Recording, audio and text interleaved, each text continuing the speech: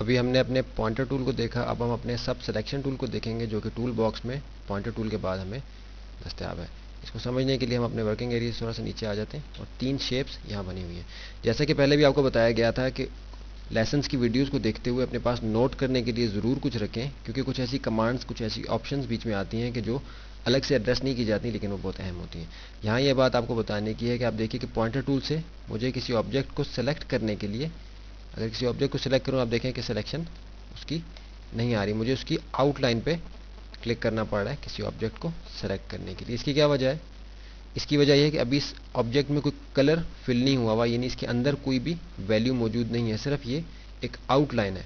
तो अगर मैं इसके अंदर कोई वैल्यू ऐड कर दूंगा किसी कलर की, आप देखें कि अब ये इसके अंदर एक कलर मौजूद है। अब इसको सेलेक्ट करने के लिए मैं इसके बीच में भी सेलेक्ट करूं तो आप देखिए कि इसकी सिलेक्शन आ रही है, जबकि बाकी ऑब्जेक्ट्स की नहीं आ रही।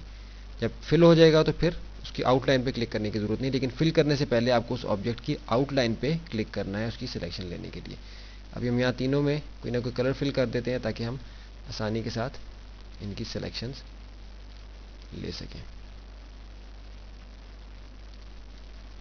ये 3 ऑब्जेक्ट्स, 3 शेप्स हमारे सामने आ गई, कलर इसमें हमने फिल कर लिया। सब सिलेक्शन टूल को हमने यहाँ समझना है। पॉइंटर टूल के ज़रिए से आपको बताया था कि पॉइंट करते हैं, लेकिन ये इजाफी चीज़ इसके अंदर मौजूद है कि हम इसको रीसाइज भी कर सकते हैं। शिफ्ट और ऑल्ट के साथ इसके जो कॉर्नर के नोड्स हैं, इसके ज़रिए से हम इसको रीसाइज भी कर सकते हैं, और रीपोजिशन भी आप देखिए वो तो हम इसको कर सकते हैं, उठा के किसी जगह दूसरी जगह रख सकते हैं। तो बाज़-औक़ात होता है कि किसी एक टूल से हम किसी दूसरे टूल का काम भी ले सकते हैं। जैसे कि आप देखिए कि पॉइंटर टूल में हम अगर इसके कॉर्नर वाले नोड के साथ इसको हम इस तरह करें तो आप देखिए कि इसकी शक्ल बिल्कुल चेंज हो रही है। कुछ ऐसा ही इफेक्ट हमें यहाँ अपने नीचे इस टूल में स्क्यू टूल जो है इसके ज़रिए से हमें यहाँ हासिल हो रहा है, लेकिन ये थोड़ा सा मुख्तलिफ तरीके से इस पर अप्लाई हो रहा है। तो एक टूल से किसी दूसरे टूल का काम भी लिया जा सकता है, लेकिन वो फिलहाल आपको उसमें कन्फ्यूज़ होने की ज़रूरत नहीं है, क्योंकि आगे जब प्रैक्टिस करेंगे तो खुद से वो चीज़ें समझ में आ जाएंगी। सब सिलेक्शन टूल, आप देखिए कि पॉइंटर टूल से जब इसकी सिलेक्शन ली तो चारों कॉर्नर्स के ऊपर इसकी सिलेक्शन हमें नज़र आ रही है। जैसे ही मैं सब सिलेक्शन टूल को सिलेक्ट करूंगा तो आप देखिए कि एक एक्स्ट्रा नोड यहाँ अपीयर हो गया। इसका मतलब है कि कोई एक्स्ट्रा फंक्शन मुझे यहाँ सब सिलेक्शन टूल के ज़रिए से दस्तयाब है। तो सब सिलेक्शन टूल किसी ऑब्जेक्ट की सब प्रॉपर्टीज़ को भी एक्सेस कर सकता है, जबकि पॉइंटर टूल उसको एक्सेस नहीं कर सकता है। जैसे पॉइंटर टूल सिर्फ चारों कॉर्नर्स पे हमें दे सकता था, कोई इफेक्ट दे सकता था रीसाइज करने में इसको, जबकि सब सिलेक्शन टूल इसकी सब प्रॉपर्टीज़ को भी एक्सेस कर सकता है। अब देखिए कि जो एक्स्ट्रा नोड हमें यहाँ मौजूद है, इसको हम सेलेक्ट करके आप देखिए कि ड्रैग करेंगे तो ये स्लाइस हो रहा है हमारा सर्कल जो है।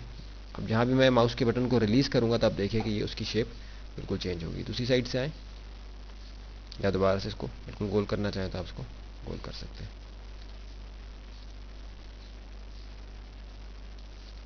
तो इस तरीके से सब सिलेक्शन टूल के ज़रिए से हम किसी भी ऑब्जेक्ट की सब प्रॉपर्टीज़ को एक्सेस कर सकते हैं।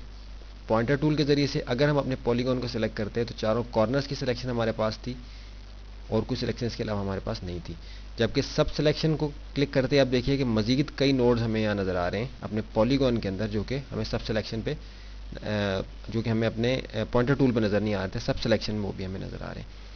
अब देखिए कि अब इन नोड्स में से मैं मूव करता हूँ तो आपको ये देख के कोरल ड्रॉ का अगर कोर्स आपने किया तो आपको याद आ गया होगा कि वो हमें फौरी तौर पर दस्तयाब होती है, यही ऑप्शन उसके अंदर नोड्स को ड्रैग करने से।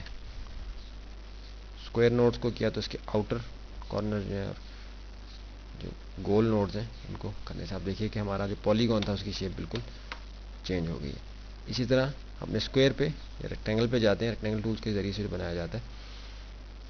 पॉइंटर में हमें सिर्फ इसके 4 नोड्स दस्तयाब थे, जबकि सब सिलेक्शन में आप देखिए कि नोड्स हमें स्क्वायर नोड्स नज़र आ रहे हैं यहाँ, लेकिन आप देखिए कि इस पर ला के सिलेक्ट करके इसके कॉर्नर्स को जब हम राउंड कर लेते हैं, ये सब सिलेक्शन टूल से हम कर सकते हैं, पॉइंटर टूल से नहीं कर सकते।